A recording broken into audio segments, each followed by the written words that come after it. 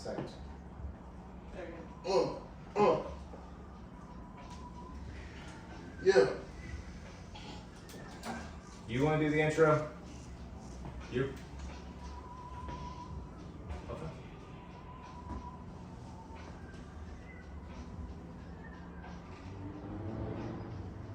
Yeah.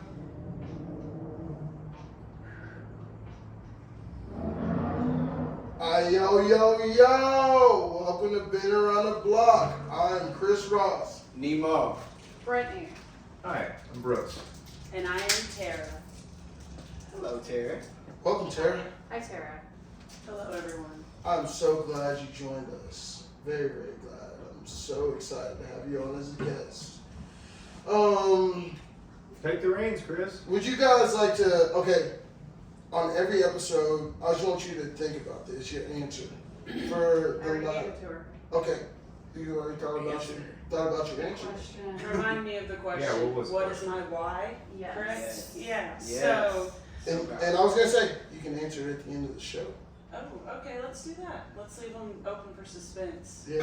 I like that. How you guys like? Do you guys have any questions for Tara? I do. You know, I always gotta ask one off the wall question. Do it. Okay, so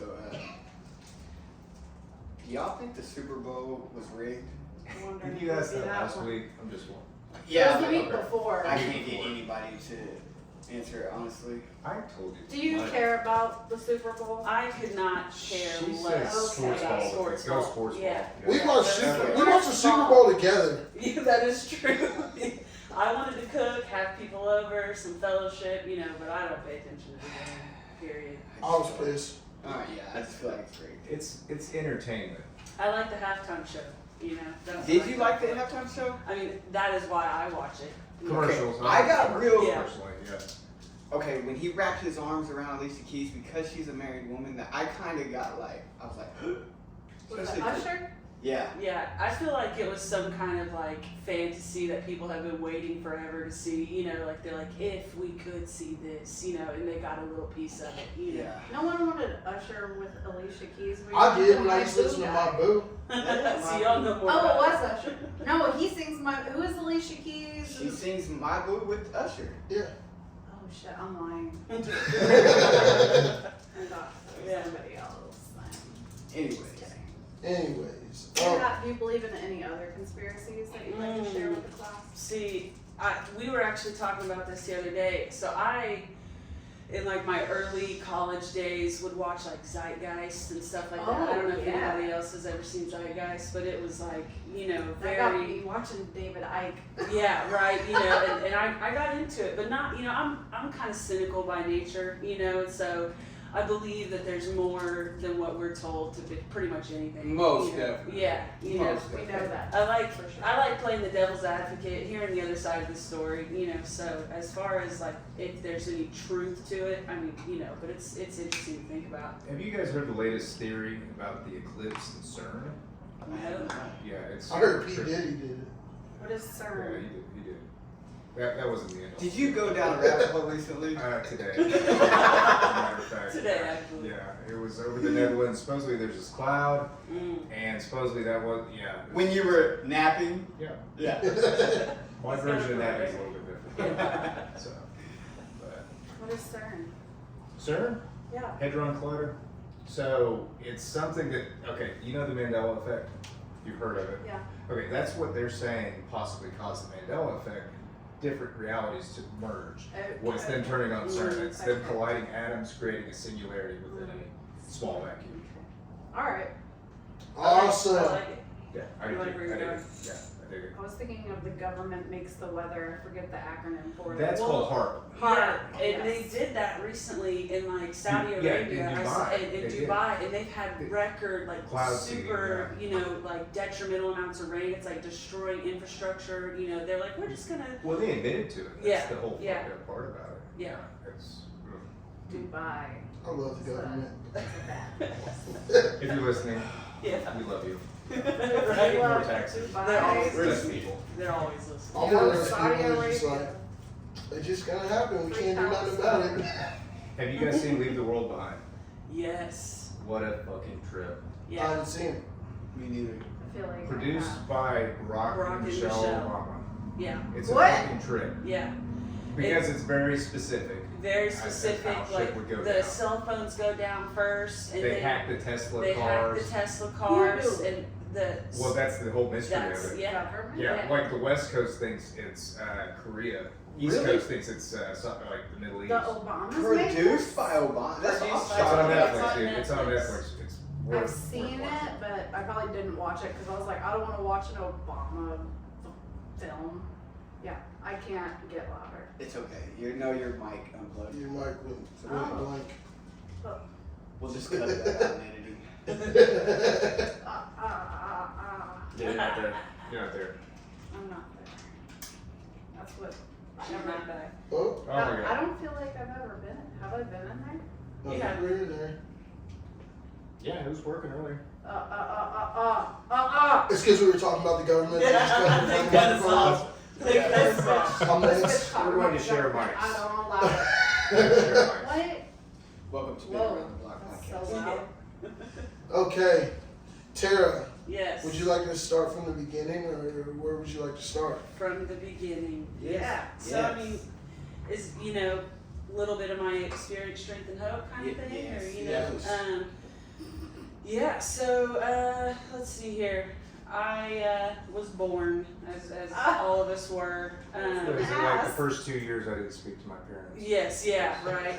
But I think like early on, defining attributes in my childhood, right, is I'm a child of alcoholics, right. My mom was really young when she had me. My father was in the military. His drinking career had really already taken off, and he, by the time I was 2, was out of the picture, right? And so I never knew him. He could be here hanging out with us. Are you my dad, actually? And I wouldn't know, you know what I mean?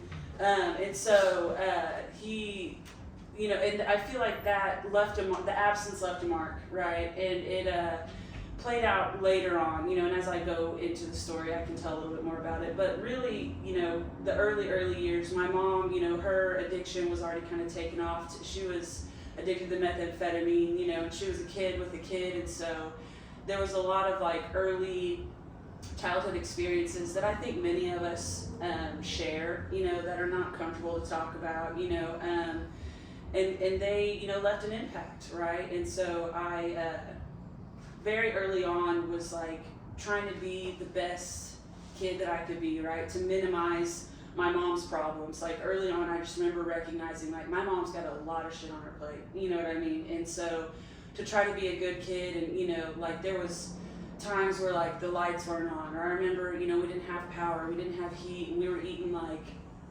cans of baked beans that we heated up in the hot water from the sink, and we were eating them, me and I had a little brother, and he later ended up getting taken by his dad, right? And so, but I stayed, and so there was this feeling of like, who's gonna protect me, right? His dad took him, and I'm stuck in this situation. And so a lot of like, just things that like when you're 4 or 5, you shouldn't be, contemplating this kind of stuff, right? And so You remember this at I 45? do, yeah. I think my earliest memory, I was like 2 or 3. So my mom, like got with my brother's dad when I was like 2 or 3, and I have, early memories of like my little brother like bathing him in the bathtub, and I couldn't like, I know from the math I could have only been like 2, 3, 3 years old. And when I have this vivid memory, it was in Lawton, right? I have this memory of this apartment in Lawton where me and my mom and my brother lived for a while, and there was that's where like she'd be gone for a couple days at a time, and none of this is to make my mom sound bad, right? Like I know she was doing the best that she could at the time, and I don't have any kids, but I know had I had children during my addiction, I could have put them through the similar stuff, you know what I mean? Right. So I don't, I've since done some work to get over, the feelings of ill will I used to have towards my mother, right? But yeah, I mean, really early childhood memories of like struggle, you know what I mean? Like the bills not getting paid, there not being food, there not being, like a solid family unit around, and I think that as I've, sponsored women and been in the fellowship a little bit, you know, that there's like a lot of similar experiences that people share, you know, but that doesn't make it the defining attribute. You know, I think we come from all walks of life, right? But I've heard a lot of similar stories from women who have, you know, early childhood experiences that are difficult like that. You know, and that's kind of the foundation story, you know, is just coming from a troubled youth, you know, but rather than, you know, being like, fuck this, you know, and rebelling, I went the route of like, I want to be the best kid that I can be to like remove stress from you know, I'm a try-hard, I still am, right, you know, I want to be the best and do I'm a perfectionist at heart, you know. Are you would you say you're a parentified child? Definitely, yeah. And so when I was 7, my mom had another child, my younger sister, and so same dad. Different dad. Your little brother. I have no Okay. full siblings. Gotcha. And so Me yeah, neither. and so her dad, I don't want to say Tristan is her name. You know, she may listen to this, but her family's native, right? And so we were outside of Lawton in like Fort Sill Apache area. She's Fort Sill Apache tribe, and so they have like Indian land, and it is like the Wild West out there, dude. You know, like there was like chicken coops with meth labs in the back. You know, I was like 6 when I saw my first meth lab. You know, and so being out there and everybody's just going buck wild, and so that was, you know, I'm in 1st grade, and I have this memory of sitting down reading like y'all remember highlights or the like Richard stories with the little worm in the car, in the Apple car. I can't remember what they're called. But, you know, Richard Scarry's, whatever, you know, sitting down trying to read that, and like she had this schizophrenic uncle who's like climbing trees outside and, you know, talking about their afternoon. I mean, it was just crazy. Was that like a meth psychosis thing or I think it's a mixture of mental health and like psychosis mixed, you know. And so like this deterred me from certain really crazy behavior in my later years, but my addiction still took its own form, you know what I mean? I avoided meth, all of my addiction. I've been offered it countless times, but I'm like, no.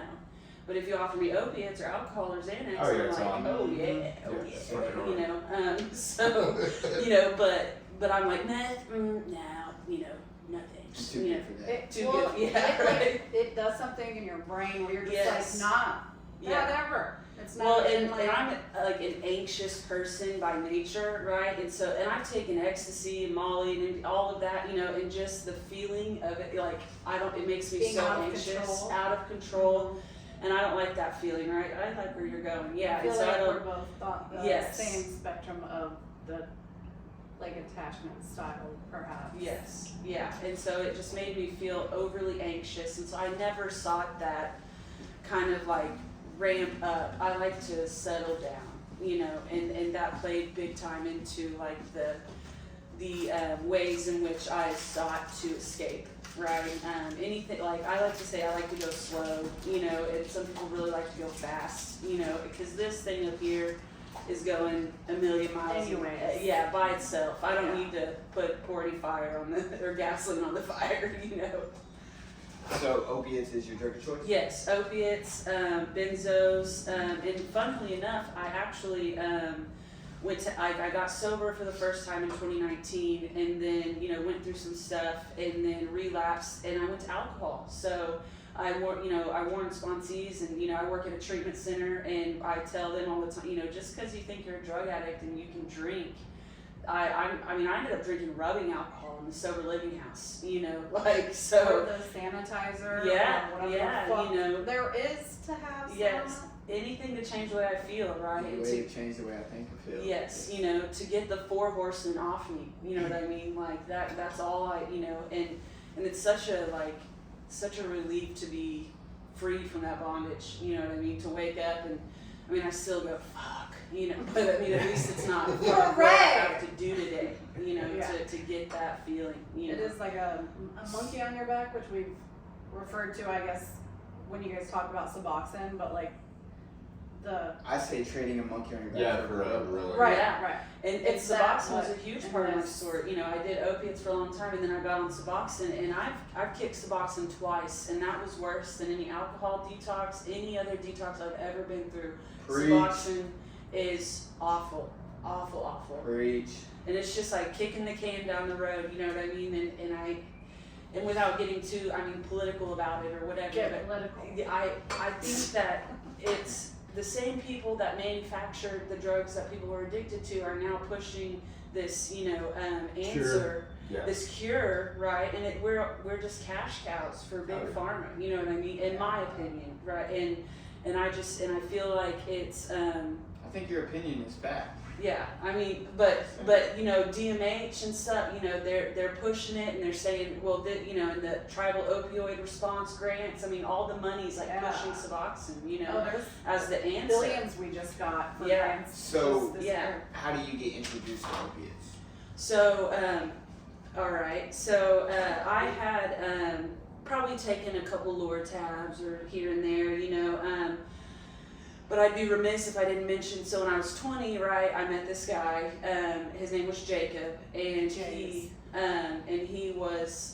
made me feel seen. He made me feel loved. He made me feel like the fact that I like Pokemon and Zelda and Harry Potter, because I'm a nerd, you know what I mean?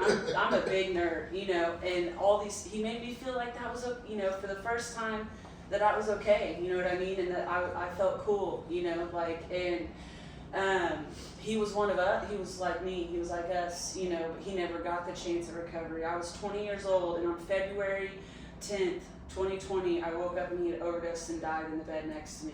Right, and he had been dead for hours by the time I woke up, right? And so shortly after that, I worked at Buffalo Wild Wings, and this girl, her name was Rachel. She comes up to me and she's like, "Hey, do you want to split an 80?"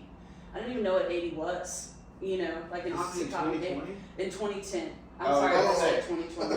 Oh. 2010. I February. was thinking you were with this guy for like 10 No, years. so we were together for 6 months, really. Okay. But it's that early 20s, like you Okay. fall so desperately fast in love, that you just like, you're head over heels, and sorry, 2010. And so he overdosed and died, right? And shortly after, someone offers me Oxycontin, and I'm like, sure, whatever, like I had experimented with drugs, and so I wasn't afraid to take drugs, but I didn't know what I was getting myself into, and I have this vivid memory of like that first line, right, and it hits me, and that feeling of warmth, and that feeling of relief, and that feeling of safety that comes over you, that euphoria, right, was everything that I needed in that moment, I thought, right, and so it was just, because I had this grief, and when I tell my story, I try to describe it, right, and if you've lost somebody before, like death is so final, and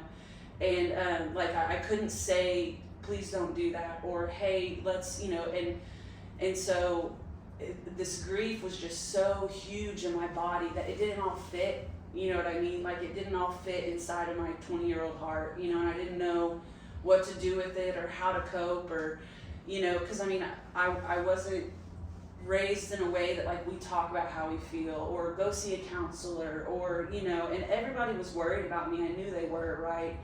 And I take this drug, and it was like that. It was over, I spent the next 10 years like that, you know what I mean? And I did whatever it took every single day to continue to feel that way, right? And when I got sober the first time in 2019, it was all there waiting for me, you know what I mean? All those feelings, all that grief, all that, and I had added all this guilt and remorse on top of it, you know what I mean?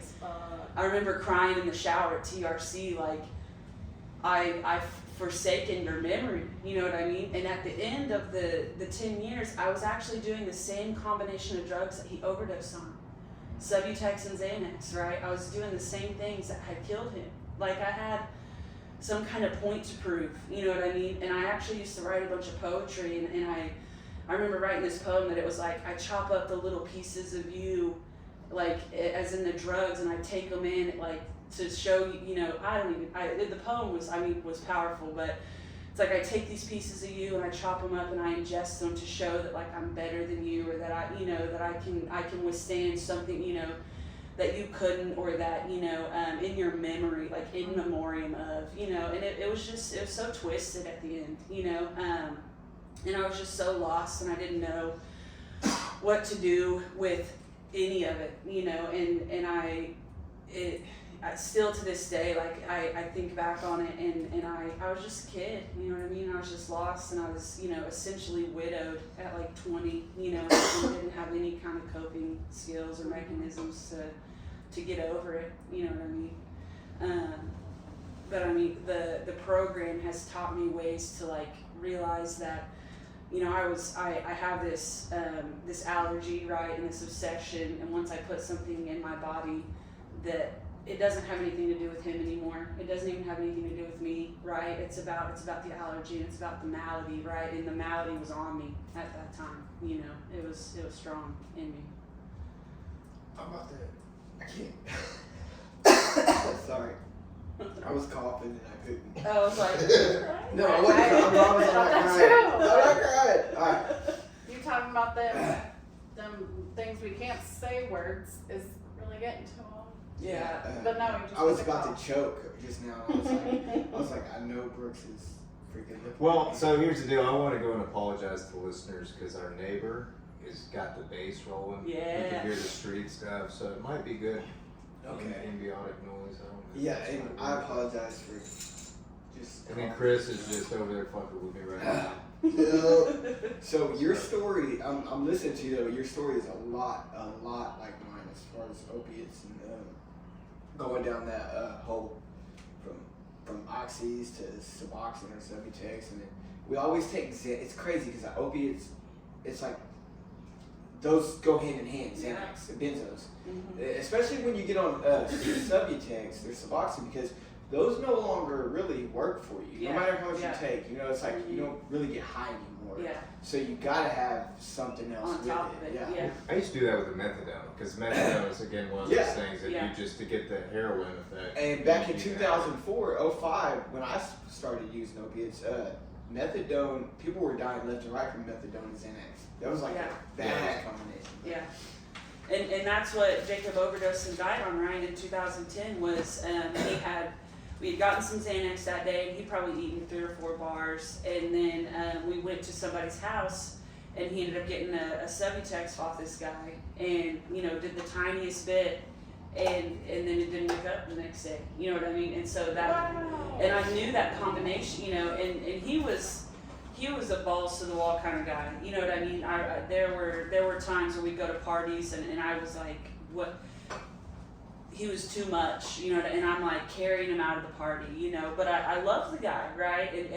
And I fully believe that if he hadn't have died, that I may be an Al-Anon today, you know, because there was, you know, it's just the kind of thing where like you love an alcoholic, right? And it taxes you, right? There is a repercussions to loving an alcoholic, you know, and Preach to yeah, and so I later got my own experience and a little bit of payback, if I'm honest. You know, after I first got sober, I got with a guy who didn't stay sober, and I stayed sober for a little while, and he didn't, and ultimately that led me to relapse, right? But I got to experience some of what I had done to others, right? The money coming up missing, the lying, the steal, you know, just all of the things that I spent.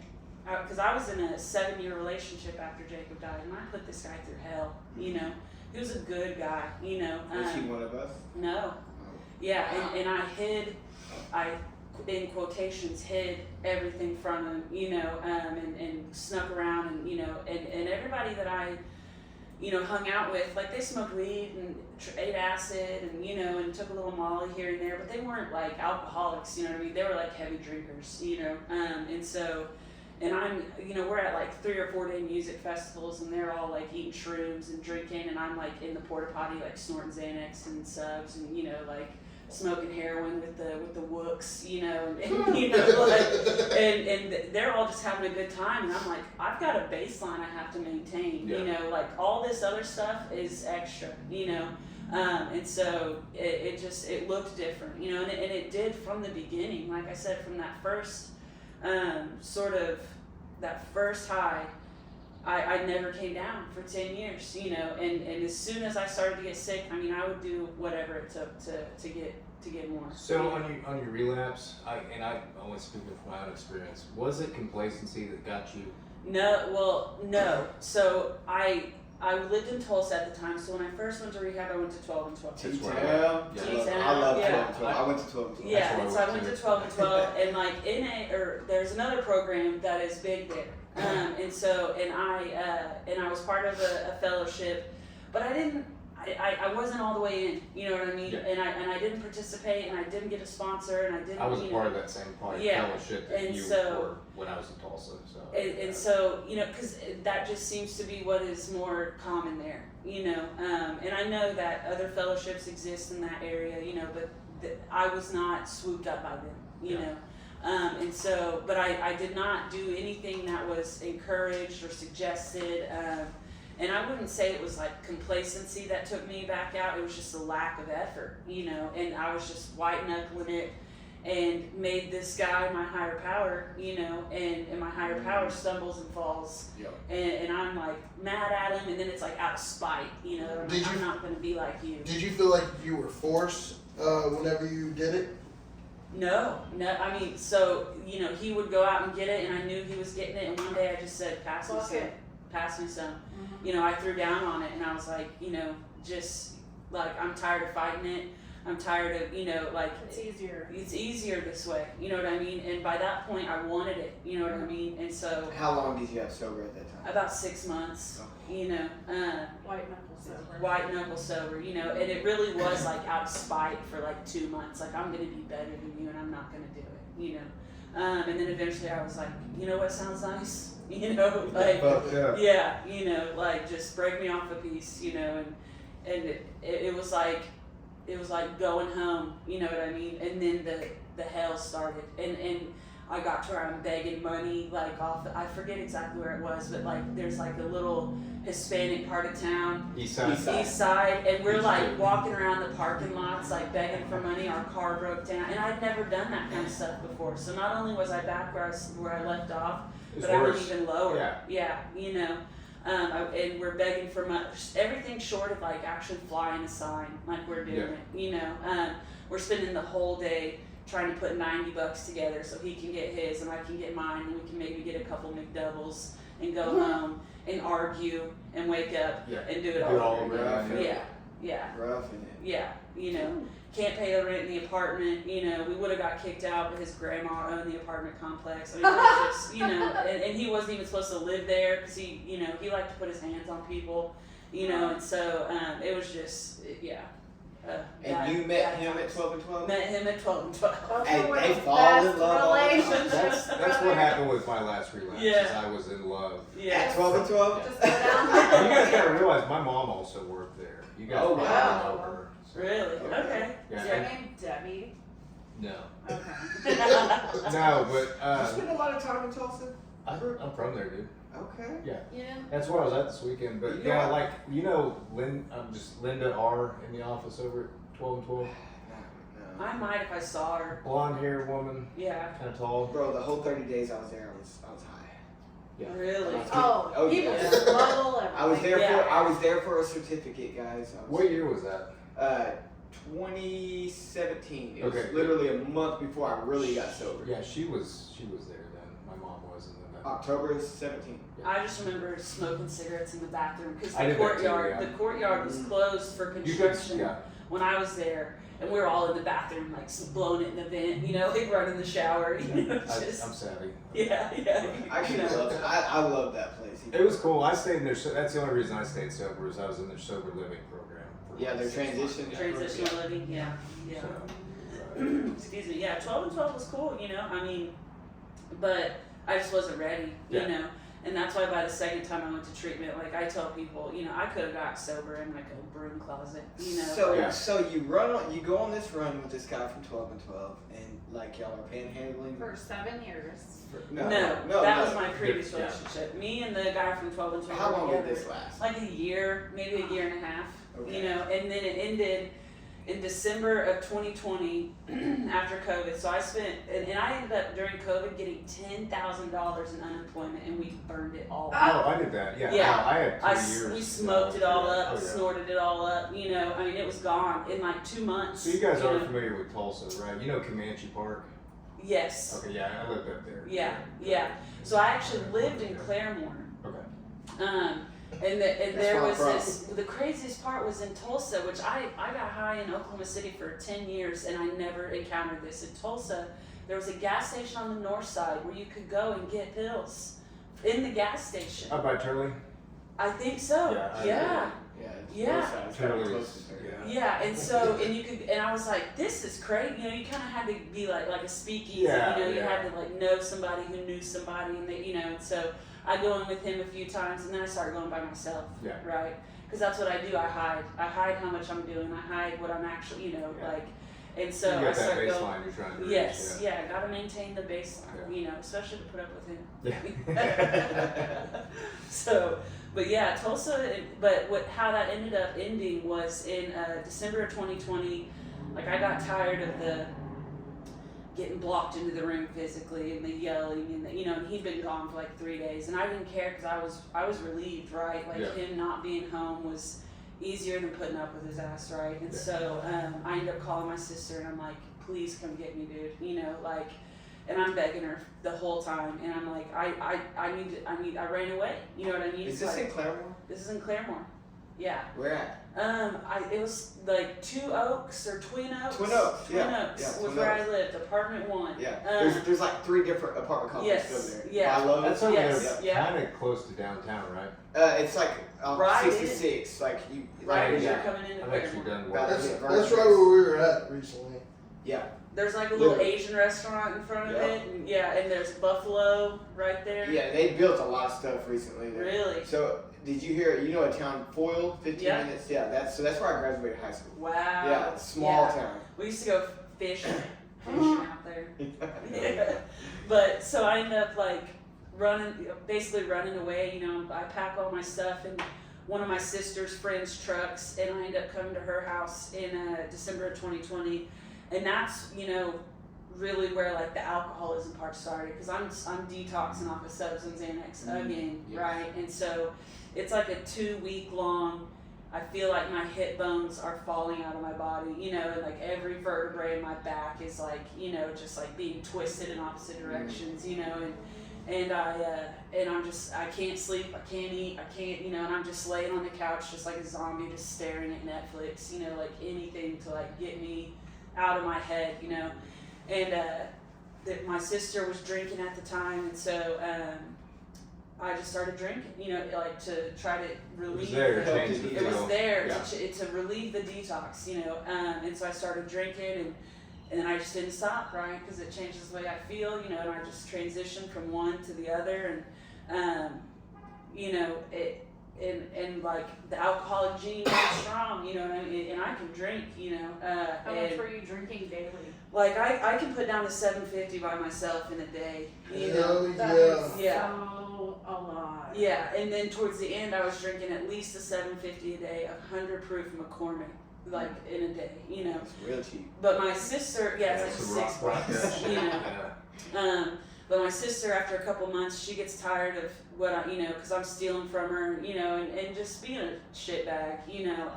And she's like, you got to go back to sober living. And so she just like drops me off at a sober living house here in the city, and I just keep drinking. You know what I mean? Because that sober living house didn't have a whole lot of accountability at the time, and I ended up leaving there and going to another one, and I'm like sneaking dudes into the sober living house. I go to TRC a couple times to get the heat off my back. You know. Now is it still, what is it, 21 now? This is 2021 by Okay. this point, yeah. And so I ended up getting sober finally in June of 21. Okay. And so I went to TRC a couple times, and you know, at the end, like I said, I'm drinking rubbing alcohol in the sober living house, you know, because I just can't get what I need. I'm walking to and from Del Rancho, like, and so in that 7 years, like on subs, like I managed to quote unquote maintain. I graduated college, right? So I went to college. I got a bachelor's in English from OU. because I'm a tryhard, right? Like, and I'm not a stupid person, you know. And so I went to college. I graduated college, and here I am. I'm 31 years old, and I am working at Del Rancho, right? Like pounding out chicken fried steaks, you know, living at the sober living house, just trying to make rent, drinking rubbing alcohol at night, and don't eat, you know. And I'm just so. I mean, I would be doing this podcast and myself, but I wanted to die. You know what I mean? And I think it, but I'm too scared to do anything about it, right? And I see no point in continuing. You know what I mean? I got no kids. My family won't talk to me. You know, nobody cares. I don't care anymore. You know, and I'm just so depressed. And depression and suicide run in my family. You know, and so it's something that like I'm in a bad spot. You know, and I was there for a couple months, and finally. You know, a woman comes into my life who owns the sober living houses, and they catch me drinking the rubbing alcohol, and she's like, she sits me down, and you know, and I can almost feel it and see it, that there's this like fork in the road, right, where it's like I can change my life and do something different, or I can pack my shit and leave. And then I'm at the night shelter. I'm, you know, like I got nowhere, nothing, nobody, you know, no money, no car, nothing, you know. And I just remember sitting and I'm sitting on the porch, and I'm just like looking down at the like pavement, and I'm like, dude, I gotta, you know, and there's that fear, you know what I mean? That overwhelming fear of like, I don't know what to expect. I don't know how to do this. Can I do this, right? And it's huge, you know, but then on the other side is this like, this is what's waiting for you. You know what I mean? Like, and it's only gonna get worse from here, you know, if you don't change and you don't stop, and you know. And so the pain, like they say, overwhelmed my fear of change, right? And so I was like, I'll go back to treatment, right? And I went to Landmark in June of 21.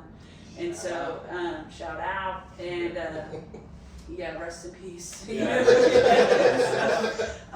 And so I go to Landmark in June of 21, and you know, the rest is history. You know, I had a sponsor. She's still my sponsor today. You were defeated. I was so defeated, you know, and I had been defeated, but I was just like dragging it behind me, you know, just like, because I didn't know any other way, you know, like I've been doing this, you know. But I did remember those first few weeks of being sober, like, and how free I felt, you know what I mean, and how released I felt, and how like I could laugh and like I meant it, you know. And that the smiles weren't fake, and that, you know, I felt, I got a taste of what sobriety felt like when I went to 12 and 12 and lived in Tulsa and Claremore for a little while. But I made something else more important than my sobriety, right? And so I knew I wanted it, I wanted to want it, you know, but I was just so, like, I just always remember that the physical withdrawal and that feeling of sickness that comes over you, like when you remove it, like the fear of that was enough to like keep me going, you know, like I'm just running from the demon, you know. And I would just run till, I mean, like my feet are bleeding, you know what I mean, like I'm just like stumbling, but I will keep running, you know, to not turn around and do an about face and like look at myself in the mirror, you know. And I finally got to a point where I was just like, dude, I'm exhausted. You know what I mean? I'm so tired. I'm defeated, and I can't keep going. You know, and so I was just ready. I mean, that's the only way I know how to say it, is that I was finally just so worn out by like that life, and you know, and ready to look at myself, but scared of what I was gonna see. You know what I mean? And so I went to Landmark, and that's where like the breath started to come back, you know, and you know, the color comes back in your face, and there's a little light in your eyes, you know, and I met some good people while I was there, you know, and I listened. That feeling of withdrawal, as you know what I'm saying. Whenever I remember like whenever I was first getting sober, I would think about that before I even thought like. I would start having bad memories, and you think about that withdrawal and the way that your body feels, and it's just one of those things that'll keep you away from all that. But yet, if you're working a good program, you know, it's gonna. Well, and I actually was talking about this the other day. I think the last time I told my story, I mentioned it. I was like, man, not to be in like morbid reflection, but if like right now talking about it, or if I'm like driving to work and like and my mind goes there and I get a little taste of that feeling of like what it used to be like to like be in early recovery, and I can vividly remember like what withdrawal feels like, and what that just total just depression that you feel early on. I sit and think about it. You know what I mean? As like a way to be like, dude, Fuck that's that. what's waiting. You know what I mean? Like, yeah, you may get bored, or you may get, like anxious, or you may get a little stressy, depressy here and there. You know what I mean? But like, that is all that's waiting for you. You know what I mean? Because like, you can't stay high forever. You know what I mean? Like, I tried, but like that is all that's waiting for you on the other side. And all those things that you had to do, and those, people you had to see, that's all that's waiting for you, and so no matter how, like, because boredom is a big thing for me. I get bored, I like to be entertained and stimulated, and so sometimes I get bored and I'm like, man, like a glass of wine would be pretty sweet right now, And then I'm like, dude, a glass of wine is like 2 weeks away from, Lock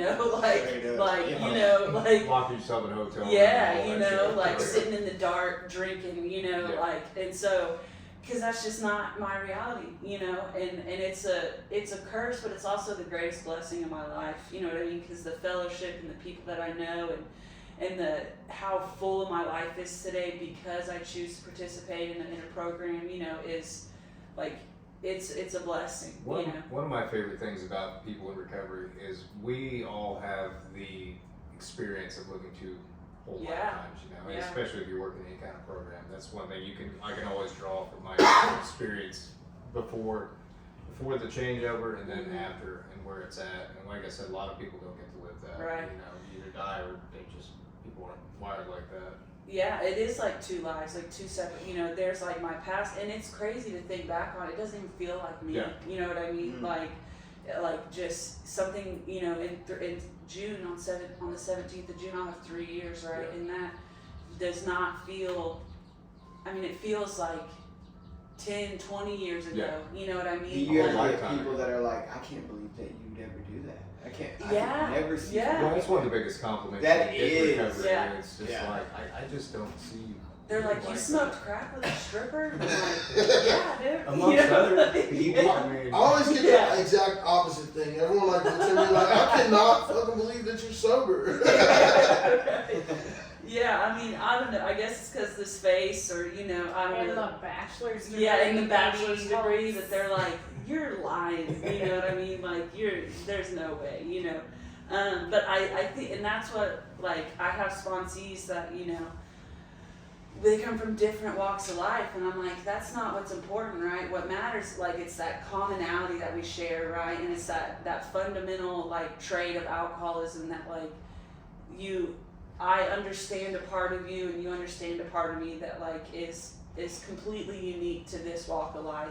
Like, when someone tells me I'm an alcoholic, it's like I see you and I understand you in a way that, like, That you did. yes, that someone who I've known for 10 years, like, that I even know members of my family, like, that I know them better, because they're an alcoholic, and to make it out and be on this side of it, that there's such a strong bond that's part of that I think is beautiful, you know what I mean? The fellowship, to understand somebody so fundamentally and see those deep, dark parts. And once you see those deep, dark parts of them, the rest of it is just so much more beautiful, right? Like their personality and their accomplishments and all that. You see, like, this is where you came from and this is what you are now. And I think it just makes it so much easier to, like, appreciate and encourage each other, and just really recognize, I'm proud of you, dude, because, like, I know where you've been and I've been there too, right? And you just have that bond,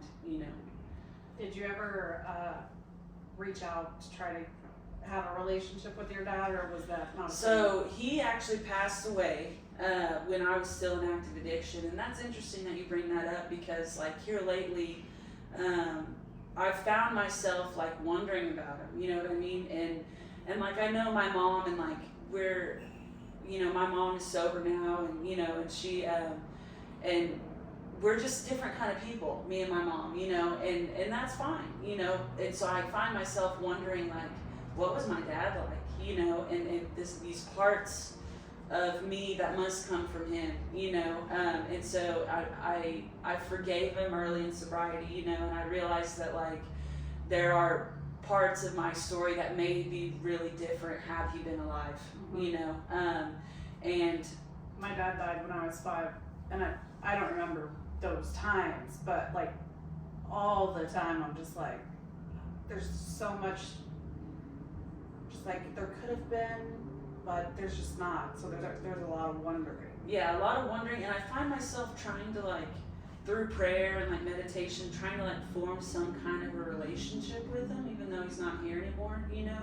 And I have a good friend, like I recently went to a retreat, and like there was a workshop that it was like me and my earthly father, right? And I was like, crazy. I was like, I'm gonna go to that, you know. And like the whole time we were in the canyon, I was just like, dude, he's here, you know what I mean? Like, my father's here, you know. And I talked to a good friend of mine, and she was like, your heavenly father and your earthly father, like, are the same, you know, if you choose to see it like that, you know. And by forming a relationship with God, you can form a relationship like with your father who's no longer here, and you know, just talk to him, you know what I mean, like, and to find like the commonalities, and it was just it was a really interesting experience, like on that retreat, you know, to like, I mean, I was crying and all, you know. I was like, dude, I feel like I'm grasping for straws, you know, I'm reaching out, and you know, and through prayer and meditation, like, that I can come to understand and forgive him and see those parts of him that are also a part of me, you know. Yeah, and so it's been interesting, you know, trying to get to know somebody who's not here anymore.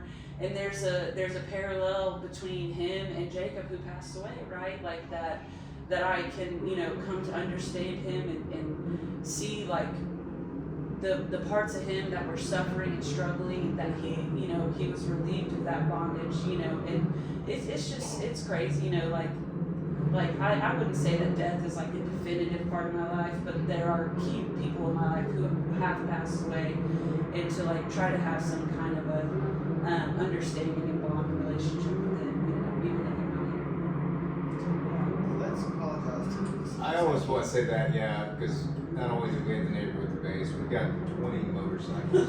Yeah, there is a Thunder game going on. Hey, it's right popping now. downtown. Yeah. It's going down. It's a lot, though. And we are going to win a It's championship this It's year. really going to fun. So, almost 3 years sober. You're Almost 3 years. June what? 17. So we're a couple months shy of 3 years. Mm-hmm. What is life like today for you? Man, beyond my wildest dreams, like way past what I deserve, you know. That handsome fella who was in here, you know, that's my boyfriend Cassidy. And we share the blessing of both being in the program, you know. Before we came here, we were actually at a workshop, traditions and relationships, you know. And so I went from like being in a relationship before I got sober, where like I'm getting hands put on me, we're lying, we're cheating, we're stealing, we're panhandling together, you know, to now I go to workshops on how to be in a healthy relationship, right? And it Isn't that beautiful? it's though? beautiful, you know, and it's more than what I deserve, you know, because I've been the manipulator, the liar, the you know, the person who you couldn't trust, or, you know, leave around your man or your wallet for too long, you know.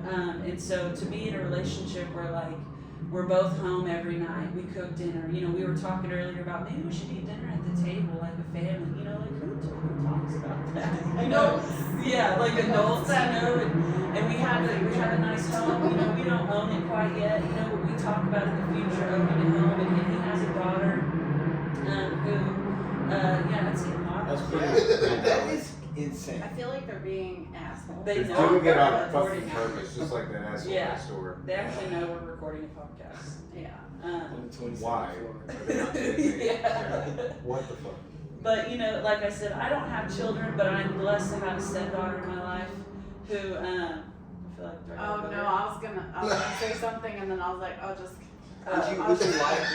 Would you be open to having your own child? I don't, you know, I'm gonna let God figure that out. Okay. You know, I'm still actively preventing them. Oh. there may be a time where like, and I feel like, coming from like a single parent household, it needs to be something that we're both like all in. All And we're in. like, we both want this, you know. But I have my stepdaughter, and she's gonna be 10 soon, and I mean, I'm fulfilled. You know what I mean? Everything that I've ever wanted, you know, like all of my motherly instincts are like are totally satisfied, you know, and I get to watch her grow up and, you know, and be there as much as she wants me to be there, you know, and being a stepmom has been so rewarding, you know. And then, you know, she goes home during the week, and I feel like I get my time to be me and take care of her, and you know, and be in a healthy relationship, and it's beautiful, dude. You know, and I have a job where I work at a treatment center, and so I get to have an active role in people's early recovery. Because I remember the people when I was in treatment, how I looked up to them, and like they're sober, and you know, like and even like I think I'm never gonna be that sober, you know, like they feel so far away, you know, and I tell them I'm just now coming up on 3 years. They're like, no way, you know, and like that I'm still what would be considered a newcomer, you know, but you know, I get to have a direct impact in a lot of people's early sobriety, and see the light come on in their eyes, and have those conversations with them about their higher power, or have conversations with them about like, hey, listen, man, I know everything you're feeling right now, and that's normal. You know what I mean? Like the first 2 months, we're psycho. You know what I mean? Because we need a solution. You know, to start to talk to them about what a solution looks like, and you know, offer some guidance. You know. It took me 2 years in my sobriety for the lights to come on. Yeah. I mean, I like to think that I perked up pretty quick. And you know, because I'm a reader, and I'm a learner, and I like to think of myself as like a lifelong student. You know, I was super into like diving into the literature, and diving into like you know, teach me more. You know, and so but I mean, but I got my early sobriety, things got good really fast. You know. And I'm pretty thankful for that, because I think if not, I would have gotten bored and been like, is this it? You know, is this, you know? And so my higher power definitely knew what he was doing, where he was like, this, and this. And then you're just a shepherd, you're a steward of this. How well are you going to take care of it? You know what I mean? And to see like what I could do with it. And I try to take good care of it, all the blessings that I've been given, you know? So what about the question? Do you remember the question? I don't. Are we almost done? Wow. Well, I have a personal question. Yeah. Well, I had two, but I mean, it's I don't know if it's be comfortable. This is coming out of left field, but at the time it seemed relevant. Yeah. Just for personal stuff. You gotta talk into the mic. You keep moving it, bro. Have you ever been pregnant? To my knowledge, no. Right. So I use intrauterine birth control, and so it's pretty like IUD, okay. Right? And so it's pretty effective, you know. But no, to my knowledge, I've never been pregnant. I could be sterile, you know. I don't know, you know. Okay. That was just random. No. Earlier when you were Earlier talking when I was talking about that. Is there some? I'm blanking right now. Oh, have you? What's the longest you've been single? Good question. So about a year, right? So in my 20s, I was single for about a year, and that was,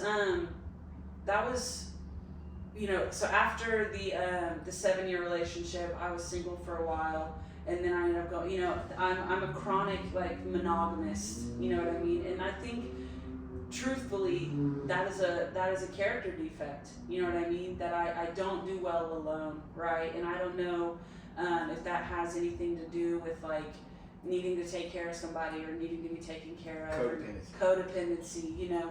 Like a childhood thing, you know. The caretaking of your mom. And I had someone at 12 and 12, they actually told me, they said, you're a compulsive caretaker. right? And I remember the first time I heard that, it just like blew my mind, right? And I think that, because I got into a relationship early in recovery this time, and they tell you not to do that, right? And it could have gone so horribly wrong, right?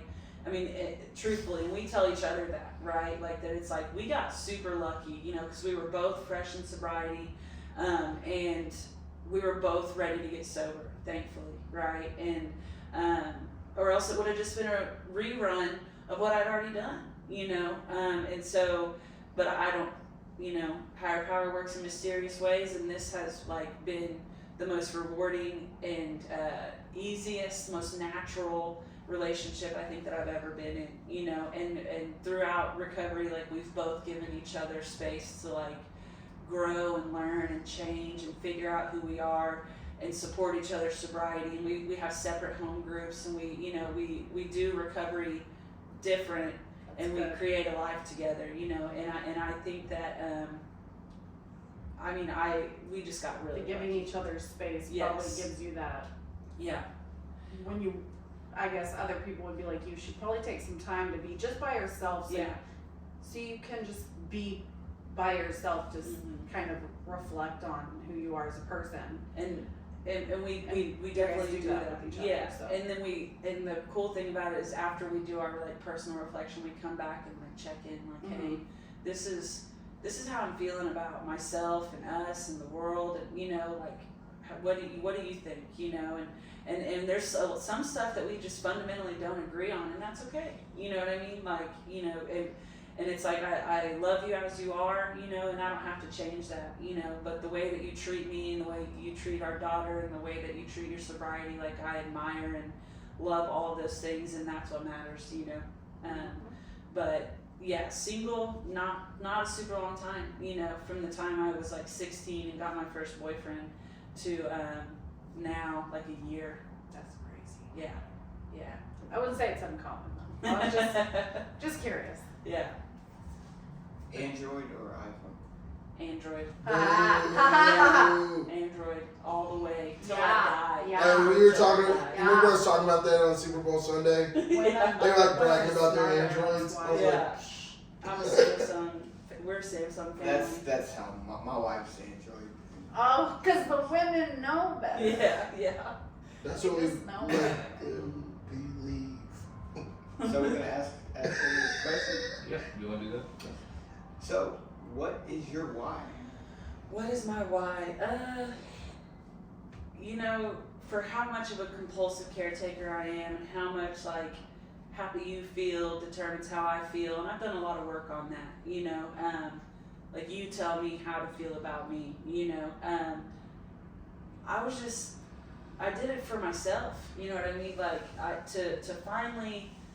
I don't even know how to say it. Like, I don't want to say like do myself justice, but to like reach that, because growing up, they're like, you've got so much potential. You're gonna go so far, and then I'm like, I turned into a drug addict. Like to like actually be able to look at myself in the mirror and be like, I love you. You know what I mean? Rather than like avoid eye contact with myself. To like look in the mirror and be like, I'm proud of you, I love you and you're worth it, you know what I mean? And that was something that I never even knew to ask myself those questions, let alone like say that or feel that or believe that to be true, and those are things that sobriety has given me, because when I was out there, like, the most demeaning, degrading things, were just everyday occurrences, you know what I mean? And it was just a necessary evil, a means to an end, and I'll just do what it takes, and then I get to a point to where like not only does that not define me, but I accept that stuff and I've grown past it, and those kind of experiences are the kind of stuff that I get to those dark parts, I get to like shine the light of the Spirit on it and be like, this is my testimony to like help another woman. You know what I mean? Because I get sponsees that they like don't want to tell me, that they've done this or done that, and I'm like, dude, Heard everything. I've heard it all. I've either heard it or I've done it. Do you ever tell your sponsees about like some of the skits that you've ran? Oh yeah. like, and you almost kind of have to, you know, because Yeah. once they start like Have to really They gotta trust you. yeah, you You're know, right. and I'm like, man, listen to this, you know, and I tell, you know, I open up to them, you know, and they're able to like feel a little more comfortable and feel like, okay, you know, she's not gonna judge me or think less of me, you know, and I think that's why I hid and lied and was manipulated for so long, because I thought if I showed anybody my true self, that they wouldn't love me or want me, you know, because I have this fear of abandonment, you know what I mean? And the crazy part is that 7-year relationship I was talking about, I ended up abandoning him. I just walked out. He caught me getting high one too many times, and I was like, peace, you know. And I just walked out and left him. And so then I become the abandoner, you know what I mean? And I left a whole family behind, you know, like a whole, you know, I mean, what I consider my family at the time. You know, every friend I had, you know, in 7 years of my life, I just turned my back on it to get out, you know. Do you know what your attachment style is? No, I don't. I was gonna send you that quiz. I wish I did. Yeah, you should. You know, we actually, at the Traditions and Relationships workshop, we were talking about love languages, and I've heard of attachment styles. I mean, I don't know what off the top of my head what it would be, but it's just, that's the cool part of the program, is to like have these tools to like look at yourself and understand yourself, right? Because I never did, you know, I think I had this lack of understanding of like, who am I, you know, and what is my purpose and why am I here, you know, and that was a big dilemma I had with the God thing when I got here. There's a good friend of mine that's like, in the past, you know, you talk to me about God and I'm going to talk about your mom, you know, and that's like how I felt when I got here, you know, where I was like, dude, don't come at me with the God thing. I think I know who you're talking yeah, about. Yeah, you know, and so, you know, and that's how I felt. And then so like, and the program gave me this opportunity to like sit down and ask myself like, could I be wrong? You know, could I be wrong about that? Because you're a skeptic. Yeah, could I be? Yeah, you know, but could I be wrong about me? You became open-minded. Yeah, you know, and like, and then they're talking about willingness and honesty, and I'm like, honesty, you know, like, whoa, you know, never been honest, you know. Like, I ain't even honest with myself. yeah, bitch. especially not myself, you know. And as a kid, I was like a compulsive liar because I don't want to be in trouble, right? And so, it's, you know, because I want to be easy, you know, the easy kid to take care of, right? And so, and that's planted this little seed of like, when you're looking, I'm going to be like the best. And when you're not looking, you know, It's like the people I'm gonna do it. pleasing. Yes. Yeah. And so early, you know, super early on, my sponsor was like, you need to get this book, do this, do, you know, and Boundaries. she called me out, you know. And it's like that icky, not really icky, but that kind of stuff where you're like embarrassed, Yeah. you know, to like, I'm really like that, you know, like, I really have only been single a year of my life, you know, or like, you know, wasn't it. yeah, you know, but it's true, you know, Yeah. and so it's just those things where you're like, ooh, you know, that self-reflection where like some of it's really uncomfortable, you know. So when you looked at your character defects, were you just like, Yeah, it was like, that ain't cute, that's not a good look, you know, that's, you know, and it made me feel, at first, you know, like, just kind of, I don't know, slimy, you know what I mean, like, that I sought such outside validation that I should be getting internally, you know.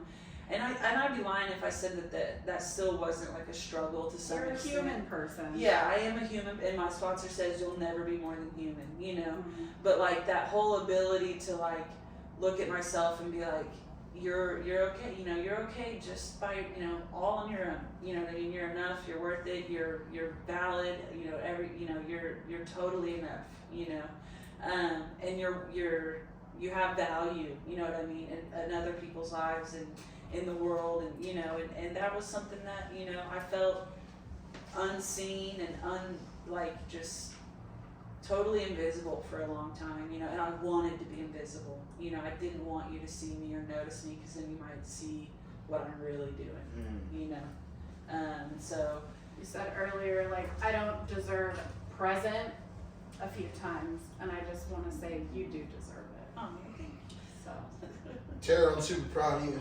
Thanks, man. I really look up to you when it comes to recovery.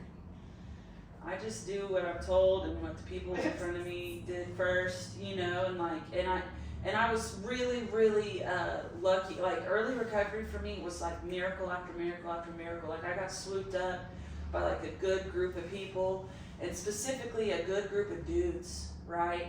And the women have taught me so much, and they're like where the foundation lies. But I experienced so much healing with the group of men that I was exposed to early in recovery. Like they showed me that like men are not all trying to use you. They're not, you know, all, you know, that there are male friendships that are like wholesome and they care about you and they want what's best for you, and they modeled for me what like a healthy male figure in your life looks like, you know, and men in recovery, right? How to be a good friend, how to be a good father, how to be, you know, like just how to be a good person. You know, when men to me were always like a means to an end, or something to make me feel better about me, or, you know, that I'd never had healthy male relationships in my life until I got sober. If it wasn't for you guys early in my sobriety, like I said, I probably wouldn't have stuck around. Yeah, So, same. Yeah. You know, they showed me what fellowship looks like, what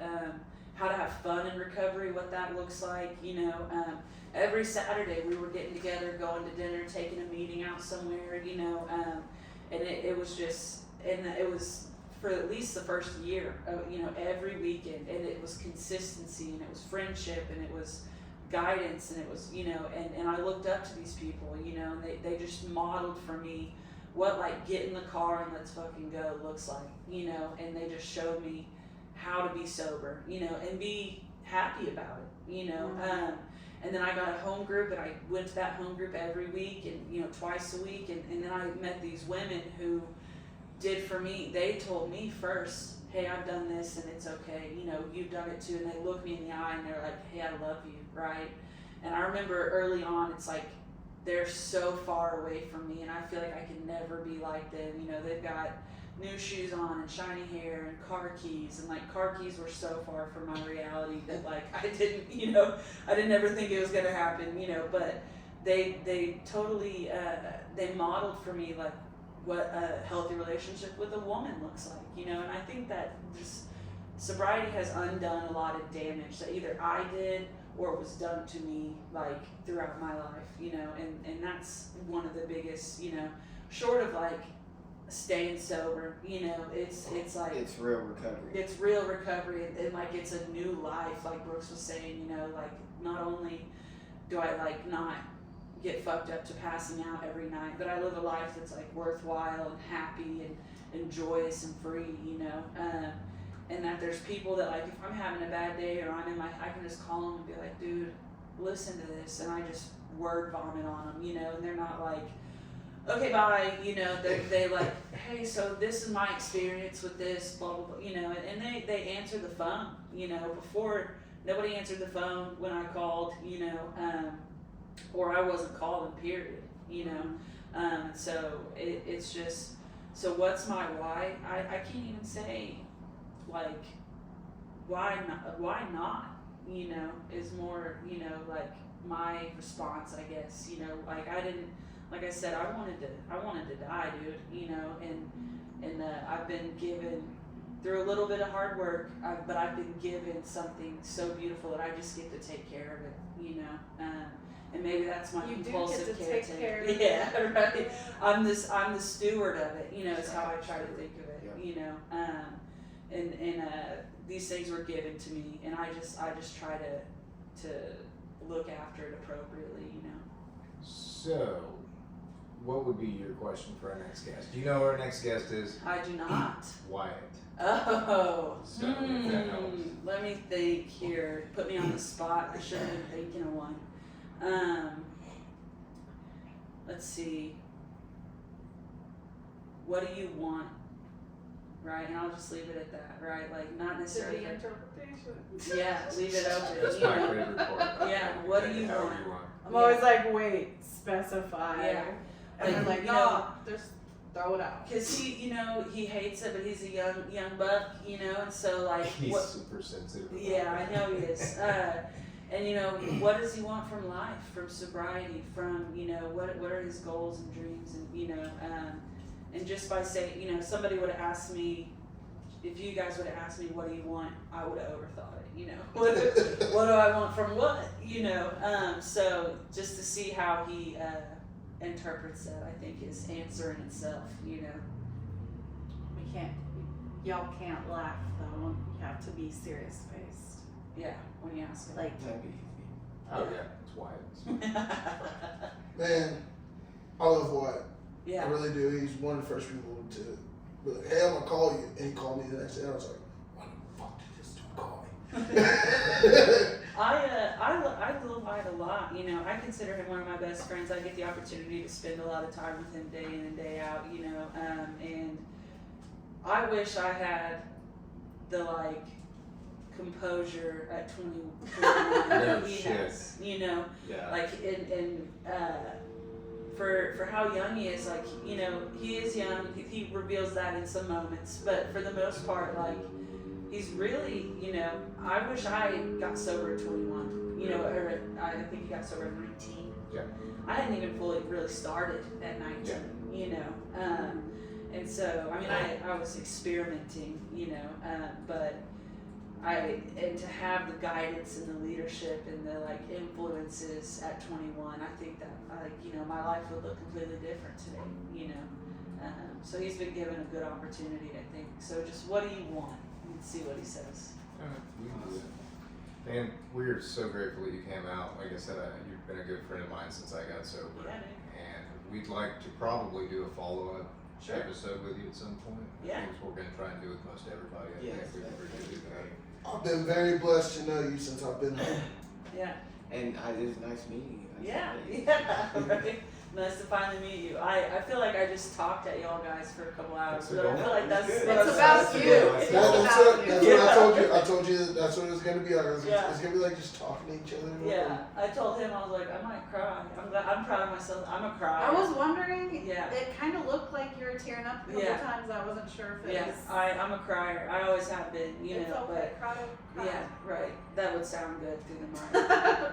I would start recording. Yeah. You know, for Yeah, I'm sure the audio clip of that would be. it would be just all make the a meme views. out of It'd it. be. Oh no. Just be grateful that you didn't record with us about a month ago because we all squeezed in my room. Mm. Yeah, this was comfy, you know, like with the, you know, it wasn't bad. And I talk with my hands a lot, so that should be an interesting video. Oh, I didn't notice. Well, thank you guys for inviting me on. I really didn't know what to expect, but I think that went pretty well. Yeah. We are super happy to have you come and be a part of this podcast, man. One day we're gonna get that old boyfriend of yours to come on. Please do. Have we tried yet? Yeah, he told me no. Okay. Yeah, I wish you would. He's got so much good stuff to Oh, I know. share, Yeah. and he's, I love you it. I know, like it. stage fright. Would he be interested in making a video, like a comedy video with me? I don't know. We don't have A to ask. viral comedy video. Yeah. I knew He him goes around before I got sober, so it's His story is crazy, you know, like, I know a little bit. yeah, like it makes me look super tame, you know, You look like, super tame of all the stories. Right? Do you have anything you'd like to share to make us think less of you? To think less of me. Well, besides I mean- smoking crack with a stripper, That seems on par. you know, I I thought you were mean, telling my story there. right, yeah. That's the purpose. You know, and flying, taking money from, you know, Mexican people on the east side of Tulsa. Yeah. You know, let's see, you know, Sex work. sex work. There was some of that. You know, some bartering. some bartering, Yes. exchange of goods and services. Yes. You know, but I think that's one of the things I was alluding to, but I wasn't sure how, you know, to say it. saying it. You Yeah. know, yeah, dude. I mean, I've you know, exchanged. Which is some- common. Yeah, super Everyone- common. And I don't think Well, I that don't know. a lot of women in We do too. sobriety have that story. You know Yeah. what I mean? And that's one of the things that, like I was saying, like I tell my sponsees, like, yeah, I mean, I did a little bit of that for some stuff, you know. Like, I just feel, you know, I feel like there's an audience, you know. But yeah, I've Yeah. sucked some dick before, you know. Like, and so, Just you casually know, put it yeah, there. just casually, you know, like, and do what it takes, and that's what I was Yeah. getting at, you know, like, and I got, you know, I put myself in a compromising position at one point where like, it was like, get raped or participate, you know, and so I chose to participate, but it like, and then I mean, I got a DUI like 8 on a Tuesday, you know, I don't know if anybody gets AP and DUIs on Tuesdays, but you know, twice, yeah, and so. Oh, 8. I thought you meant 8 DUI. I was like, how does that? No, but, and so I, you know, I don't know if it's just this face or whatever, but I got in minimal trouble with the law, you know, and I was good at being sneaky, you know, but I mean, I think that my story is pretty common, and when I did my fifth step, that's what my sponsor said, like I had all this stuff that I was like, afraid that she was gonna think less of me, and she was like, it's pretty run of the mill. She was like, you know, not to minimize what you've been through. She was like, but I think a lot of us experience a lot of these things, you know. Yeah.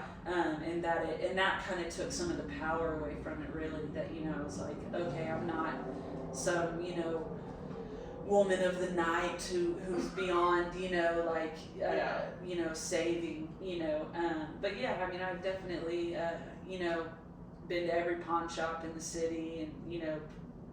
Exchange stuff that wasn't mine, you know, pulled out of some friends' wallets, you know, people that I was supposed to be friends with, and I'm stealing from them, you know, and just really, and that's why none of those people would want anything to do with me anymore. I actually reached out to my best friend from college and high school in December, and she was like, lose my fucking number and never contact me again. That is so crazy to me. Yeah, you know, but I put her through hell, you know. And it's selfish of me to think that I can just be like, hey, sorry again, you know, and that she's gonna just be okay, you know, and take me back for the 1,000th time, you know, and she's got her own life now, you know, and she's allowed to not have room for me in it, you know, yeah, the me like that she hi. knows, Well, she has my number now. Proven, you know, Well, through and time. You know, and she was there through my first attempt at sobriety, and then, you know, I kind of burned the bridge one last time, and you know, and I think that, like we do to many people in our, you know, throughout our alcoholism, she was just tired of it, you know what I mean, and you know, I sent out the little olive branch, you know, and she has my number, and if the day ever comes where like she wants to reach out, I'll gladly be there, you know, but I have to respect her wishes to her boundaries, you know, that like the Tara that she knows is not a good person, right? And I wouldn't want her in my life either, you know. And so I'll just keep doing what I'm doing, and hopefully, you know, because we know the same people. She's almost like a family friend. So if the day comes, you know, I'll be here. But until then, I'm just gonna keep on trucking. Yeah. I called out the bartering thing just because there's so much shame attached to that. Yeah.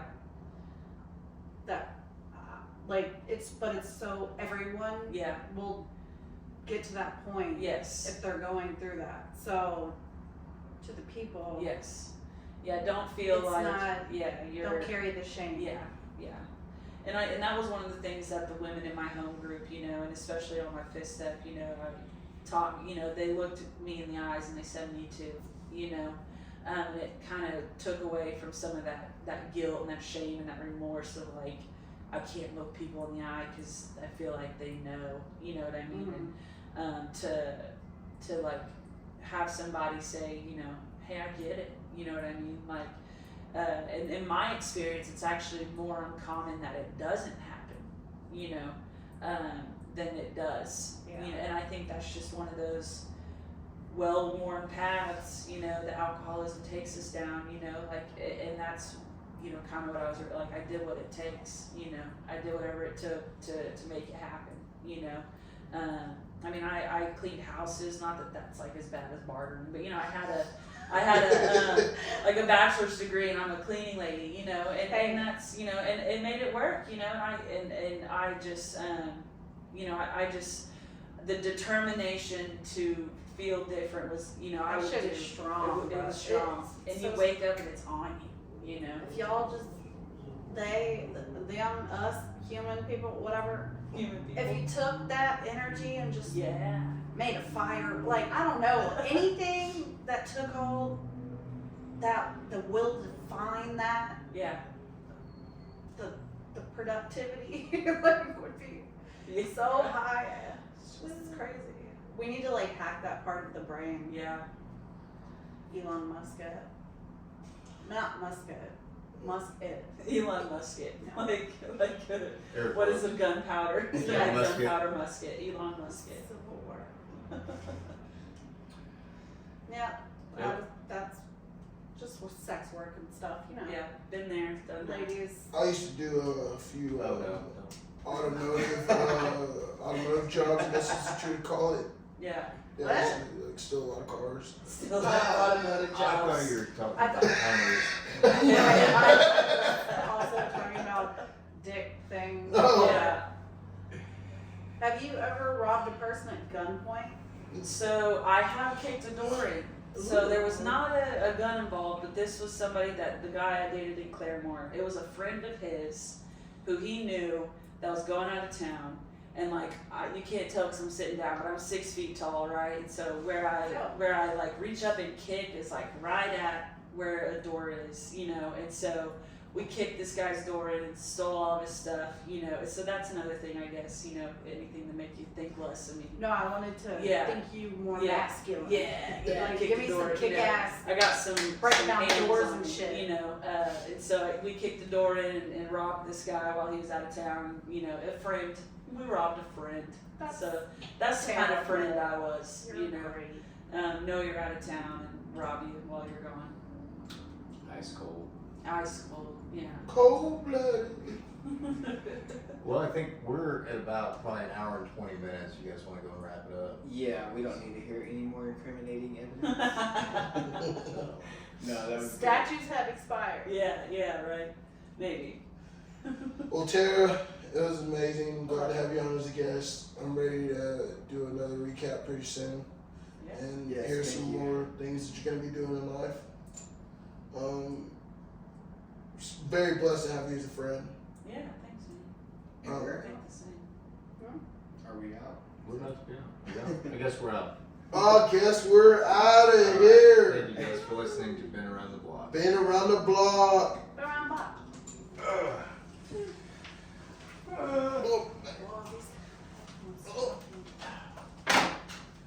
Sorry, my boss was blowing me up that last 10 minutes. I told I work 2 jobs. I work for the sober living house. So